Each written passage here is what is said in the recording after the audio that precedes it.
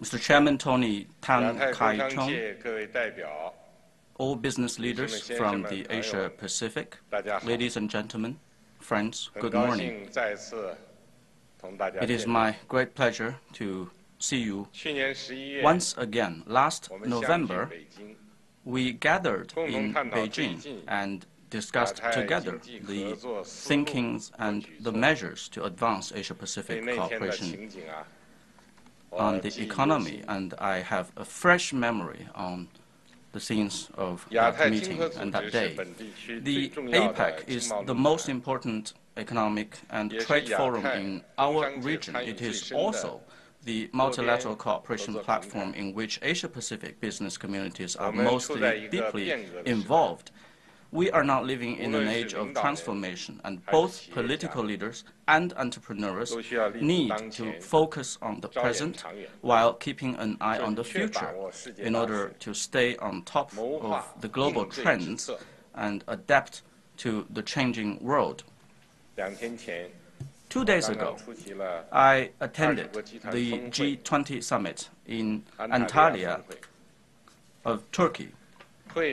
At the meeting, world leaders had in-depth discussions on the major challenges facing the global economy, as well as on the ways to deal with these challenges. The basic view that leaders came to share is that the global economy, which is on a course of slow recovery, is not yet solidly based and is still fraught with considerable destabilizing factors and uncertainties. Many countries expressed worries that the divergence of the monetary policies in advanced economies might lead to disorderly capital flows, high global indebtedness, and low market confidence. And all of this, together with the fluctuations in the global financial and commodity markets, will exert a greater impact on emerging markets and developing countries in general.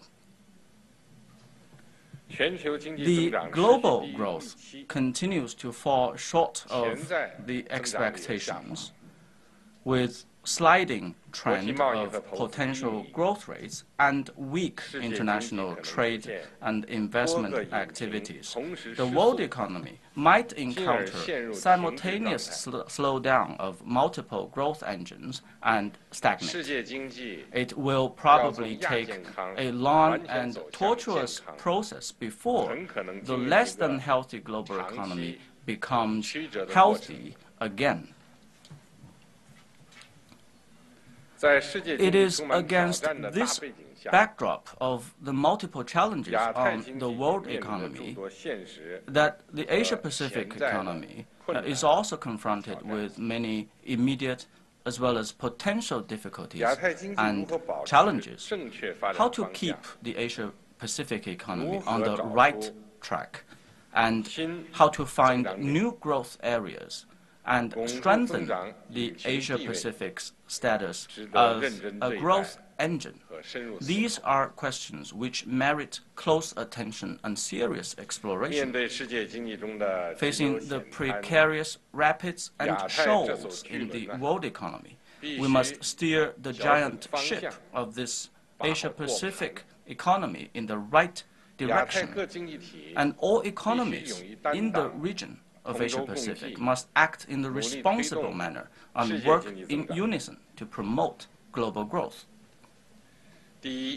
First of all, we must press ahead with reform and innovation. To address the deep-seated problems in the world economy, monetary stimulus policies alone are not enough.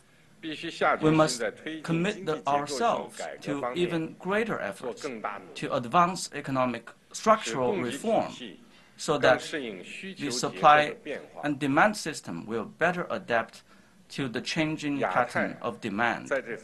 This is an area where the Asia-Pacific can take the lead in the world by adopting new approaches, models, and pathways of development. Efforts should also be made to expedite the industrial upgrading so that science and technology innovation will create new products, management and business models, and move Asia-Pacific economies up the global supply chain.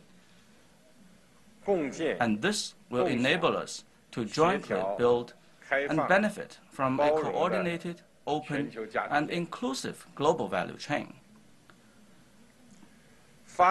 And while the developed economies need to be more forthcoming about sharing best practices and transferring technologies, developing economies should explore more boldly, increase input, and try to catch up more quickly. We need to leverage the role of APEC as a policy platform and an incubator for strengthened cooperation in such areas as the internet economy, blue economy, green economy, and urbanization, with a view to improving the region's capacity for independent innovation. Secondly, we must build an open economy. Over many years, the Asia-Pacific has pursued greater openness, greater integration, and greater development, and has found a unique path of dynamic regional economic cooperation, setting a good example of integration endeavor involving economies vastly different in their level of development. Last year, the APEC economic leaders took a historic step forward by kicking off in Beijing the free trade area of the Asia-Pacific, or FTAAP process, with various new regional free trade arrangements cropping up. There have been worries about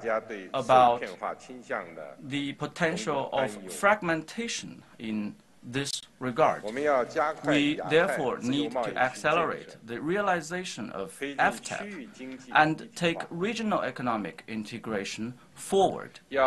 We need to encourage equal-footed participation and extensive consultation and make free trade arrangements open and inclusive to the extent possible, with a view to enhancing the economic openness in our region and upholding the multilateral trading regime. We must commit ourselves to win-win cooperation, oppose protectionism, and promote fair competition. Thirdly, we must implement the Sustainable Development Agenda. An ancient Chinese philosopher remarked that the key to running a country is to make its people better off.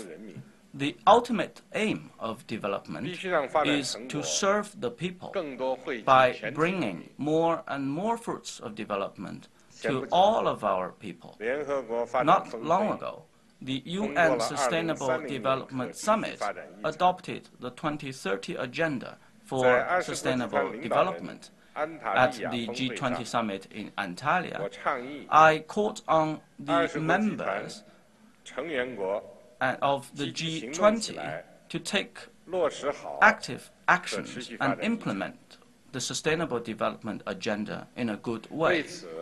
To this end, we need to incorporate the Sustainable Development Agenda into our respective national development strategies and ensure its effective implementation. It is important that we establish an all-round partnership on development and mobilize the government, enterprises, and social resources in concerted efforts for implementation of the Sustainable Development Agenda. It is necessary to promote inclusive and harmonious development and meet the targets of the Sustainable Development Agenda as soon as possible, and in so doing, create more room for better quality and efficiency of development, and make sure that these tasks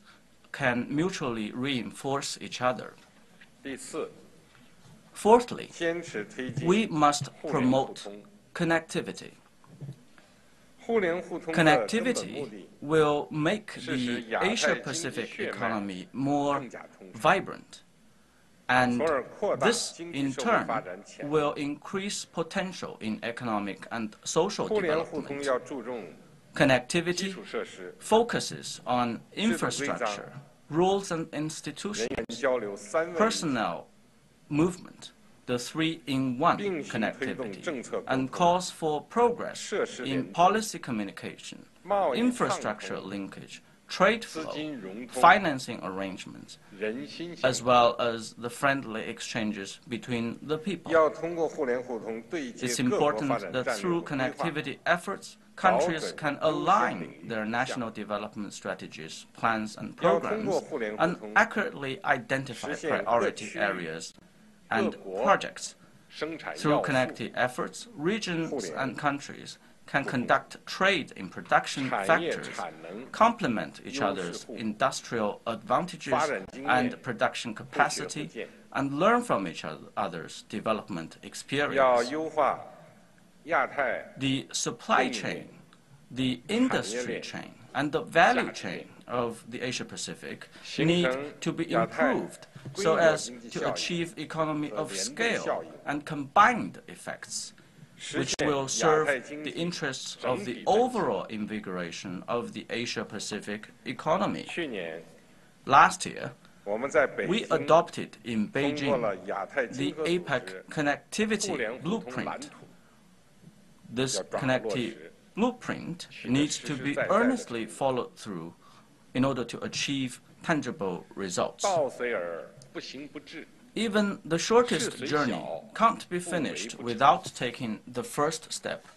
Even the most trivial task can't be completed without taking actions. No blueprint will just automatically come true. When it comes to realizing the goals we set, all APEC members need to work hand in hand. And we must step up policy dialogue and coordination and use APEC as a platform to create synergy. We must focus on development and spare no effort to foster an environment of peace conducive to development and never allow anything to disrupt the Asia-Pacific development process. We must adhere to the concept of win-win cooperation and community of shared future, cooperating while competing, and achieving common development through cooperation. We must recognize diversity in development paths, respect each other's development paths, chosen in light of our specific conditions, and resolve differences through dialogue and consultation. I am confident that the vast Pacific Ocean will become a bridge of cooperation, a bond of friendship, and a place we call our common home. Ladies and gentlemen, dear friends, as the world's second largest economy, China's economy is very much drawing the attention of people. This year, with global growth slowing down, China is working vigorously to overcome difficulties and meet challenges by strengthening macro regulation and effectively advancing reforms. Some economic indicators have somewhat fluctuated between months and quarters, but the overall economy has operated within the reasonable range and maintained steady and fairly rapid growth. In the first 3 quarters, China's economy grew by 6.9%, contributing about 30% to global economic growth. When the economy slows down, the contribution ratio still stands at 30%. Well, of course, in the past, it could be 50%. And such a growth was achieved by a big economy of over $10 trillion. And it is achieved in the process of economic restructuring and transformation. That is, the previous double-digit growth of the China's economy in absolute terms may not be as big in absolute terms, which is represented by 7% of China's economic growth. And such a result has not come easily. In general, China's positive economic fundamentals and long-term trajectory remain unchanged. What also remain unchanged are the basic facts that China's economy has strong resilience, great potential, and ample room for maneuver. The strong support and the conditions favorable for continued growth has not changed. And the forward movement of the country's economic restructuring and upgrading have not changed. On the other hand, China's economy is still coping with a complicated internal and external environment, considerable downward pressure, and the throes or temporary pains of deep reforms. These opportunities are unprecedented, and these challenges are also unprecedented. Recently, the 5th plenum of the 18th CPC Central Committee adopted the proposal for the 13th Five-Year Plan on Economic and Social Development, putting forth the concept of innovative, coordinated, green, open, and shared development. It also proposed a series of major reforms in the next 5 years, which will be the final stage of our quest for a society of initial prosperity in all respects. By 2020, we need to complete the building of a moderately prosperous society. In other words, we need to double our 2010 GDP and our per capita income by 2020. We will step up reform and innovation, accelerate the shift of growth model and economic restructuring, address the difficult issues in development, cultivate new drivers and new edges for development, and create fresh opportunities for development. We will pay still more attention to efficiency and quality. We will work hard to shift the growth model from expanding scale to improving structure, from factor-driven to innovation-driven, and from depending mainly on investment and export to relying on coordinated increase in consumption, investment, and export. We will work for a deeper convergence of IT application and industrialization, a sound interaction of industrialization and urbanization. In the future, urbanization will increase by 2% on a yearly basis. We will also promote a sound interaction of industrialization and urbanization, and the mutual reinforcement of urbanization and agricultural modernization. All these will bring new development drivers and greater room for China's growth. We will pay still more attention to innovation.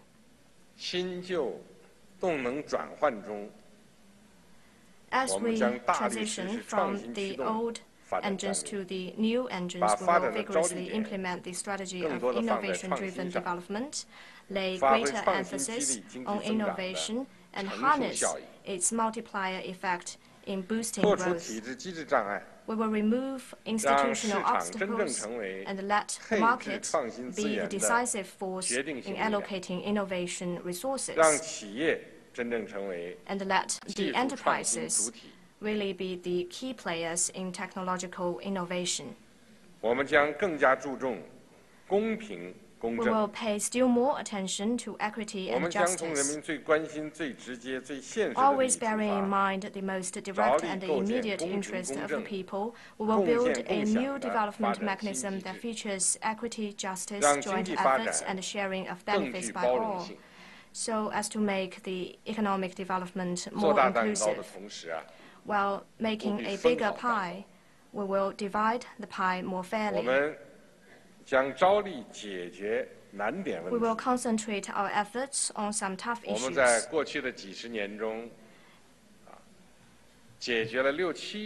In the past decades, we lifted 600 to 700 million Chinese people out of poverty.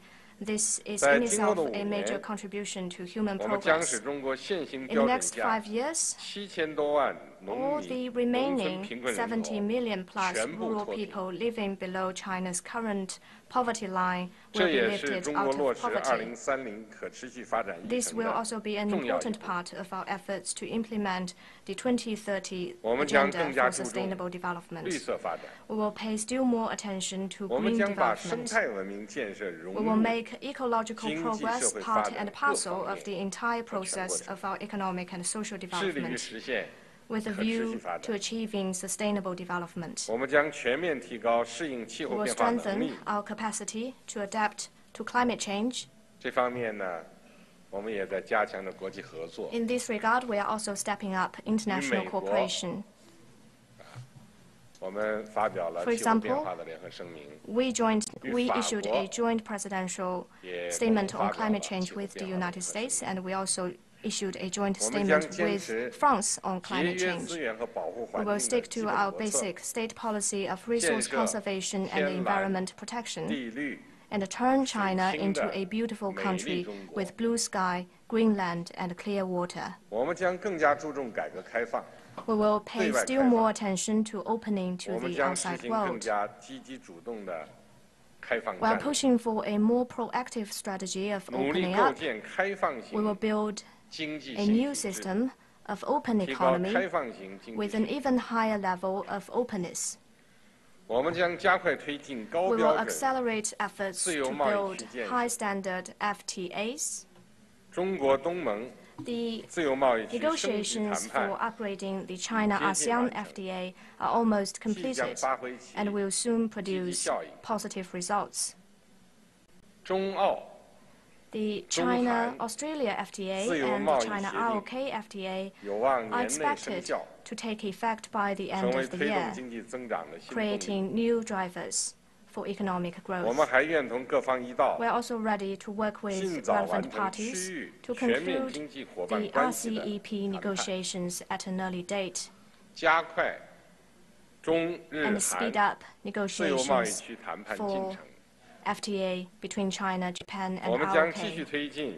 We will step up reforms of the foreign investors management system, substantially cut restrictions on market access for foreign investment, improve IPR protection, and foster an open, transparent, fair, and highly efficient market environment. Here, I would like to reiterate that China's policy on welcoming foreign investment will not change, nor will its protection of the legitimate rights and interests of foreign invested companies, or its commitment to provide better services for them. China's door to the outside world will forever stay open. Ladies and gentlemen, friends,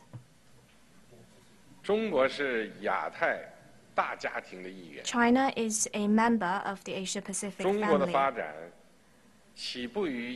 We began our development here, and we owe our development to the Asia-Pacific. We will continue to anchor ourselves here and deliver benefits to the region. 2 years ago, I proposed the initiative of jointly building the Silk Road Economic Belt and the 21st Century Maritime Silk Road. The initiative has since received warm responses from and active participation by over 60 countries and international organizations. The Belt and Road Initiative is gaining momentum and achieving some initial results.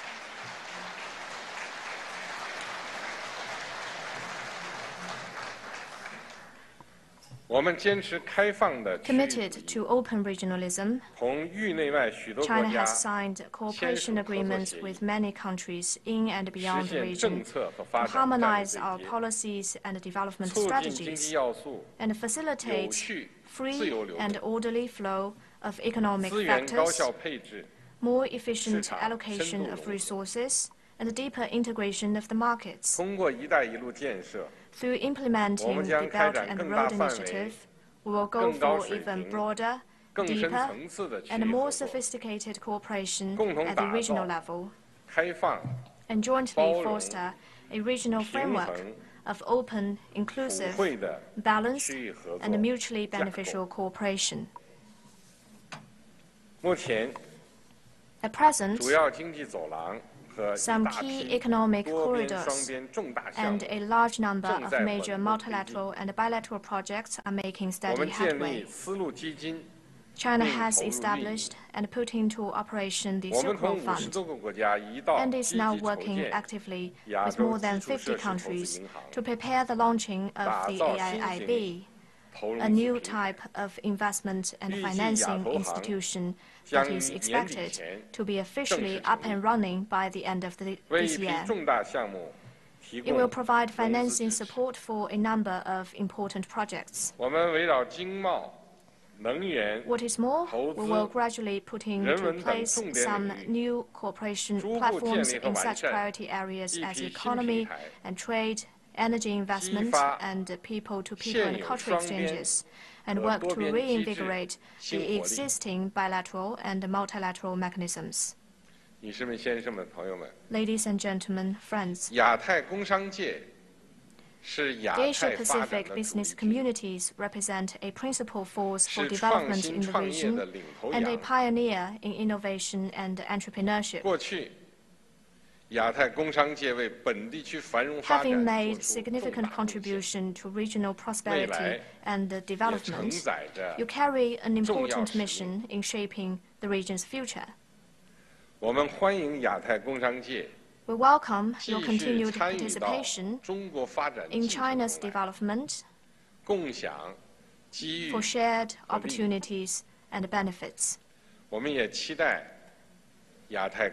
We also look forward to your greater contribution to the region's long-term economic development and to the strong, sustainable, and balanced growth of the world economy. Next September, China will host the 11th G20 summit in the city of Hangzhou, Zhejiang Province. I welcome the active participation of Asia-Pacific business communities in the events in China, where all can share their ideas and help build a stronger world economy. Thank you.